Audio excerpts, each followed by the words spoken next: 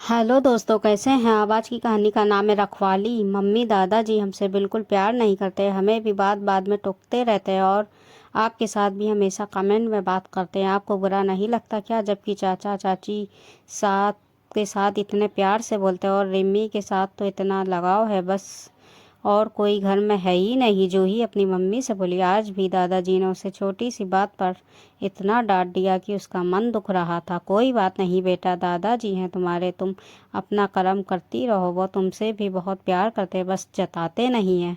हर बार की तरह सीमा ने आज भी बेटी को समझा कर चुप करा दिया।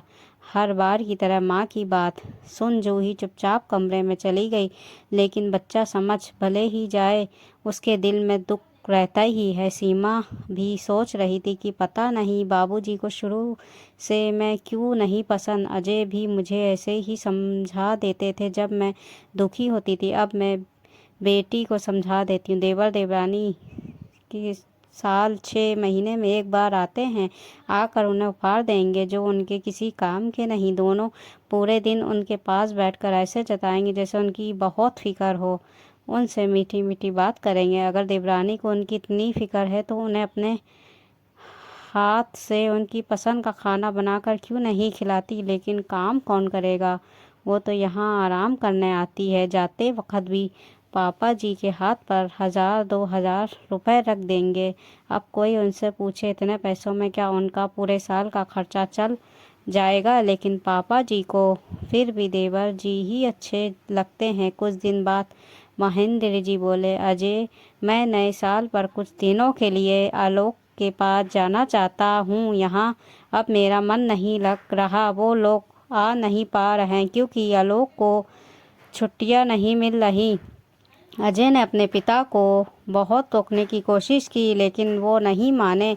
अजय चाहता था कि नए साल के मौके पर पिता उसके साथ ही रहें और उनका आशीर्वाद उन्हें मिले। तब सीमा बोली, अगर पापा जी जाना चाहते हैं तो जाने दीजिए, मन दुखा कर यहाँ रहेंगे तो कोई फ़ायदा नहीं। अजय महेंद्र जी को आलोक के पास छोड़ आया। ससुर के आने पर आलोक की पत्नी उससे बोली, हमारा तो कुफरी घूमने जाने का प्रोग्राम था, आप कैसे जाएंगे। इस बार सोचा था कि बर्फ़ गिरने का मज़ा लेंगे, लेकिन तुम्हारे पापा के साथ अब कैसे मैनेज होएगा। बात करता हूँ पापा से, पापा को यहीं छोड़ देंगे और हम लोग कुफरी चलेंगे। पीछे से घर की रखवाली भी तो हो जाएगी। इस बात पर आलोक की पत्नी खुश हो गई। जब महेंद्र जी को बेटे बहू के प्रोग्राम का पता लगा तो बोले, मैं अकेले कैसे रहूँगा, मुझे भी अपने साथ ले चलो। रिमी बेटा, तू ही कहे अपने मम्मी पापा से, मैं और तू वहाँ खूब मस्ती करेंगे। दादाजी वहाँ ठंड में आपके हाथ पैरों में दर्द हो जाएगा, फिर मैं तो आपकी देखभाल करती रह जाऊंगी। मैं तो मस्ती कर ही नहीं पाऊंगी। पोती की बात सुनकर महेंद्र जी को बहुत दुखी हुए। जूही ने तो कभी मुझे ऐसे नहीं कहा, बल्कि हमेशा मेरी दुख तकलीफ में मेरे साथ ही रहती थी। अगले दिन आलोक अपनी पत्नी और बेटी के साथ चला गया। जाते जाते राखी ने अपने कमरे का ताला भी लगा दिया। महेंद्र जी ना तो टीवी देख सकते थे और ना खाने की भी परेशानी हो गई थी। अब महेंद्र जी को हर समय बड़ी बहू और जूही की याद आती। वो सब उनका कितना ख्याल रखती थी। घर में अकेला तो कभी किसी ने छोड़ा ही नहीं था।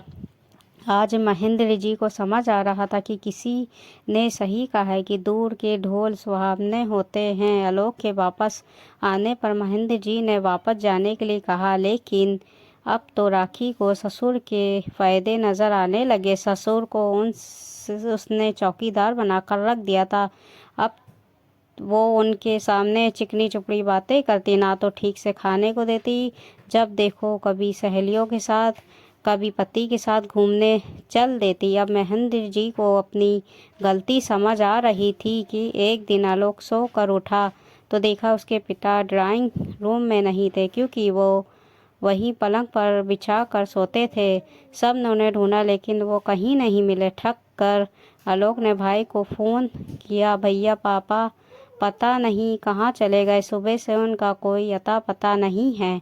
आलोक, मैं तुझे फ़ोन करके पूछने ही वाला था, पापा अभी अभी घर पहुँचे हैं, तूने उन्हें अकेले ही भेज दिया? तो भैया आलोक के शब्द उसके मुंह ही में रह गए। महेंद्र जी ने अजय के हाथ से लेकर फ़ोन काट दिया। कोई नाम नहीं लेगा उस इंसान का इस घर में, वो पूत नहीं कपूत है। आज के बाद इस घर में वो पैर नहीं रख सकेगा। जब महेंद्र जी ने वहाँ के हालात बताए और जूही को गले लगाया, जूही बेटा मुझे माफ़ कर दे, तेरी माँ ने तुझे बहुत अच्छे संस्कार दिए हैं। दादाजी के गले लगकर जूही भी रोने लगी।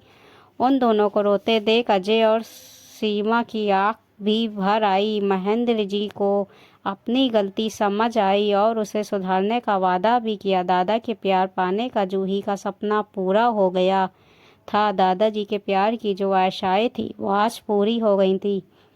दोस्तों वीडियो कैसी लगी? वीडियो अच्छी लगी तो लाइक, सब्सक्राइब और शेयर ज़रूर कर दीजिएगा।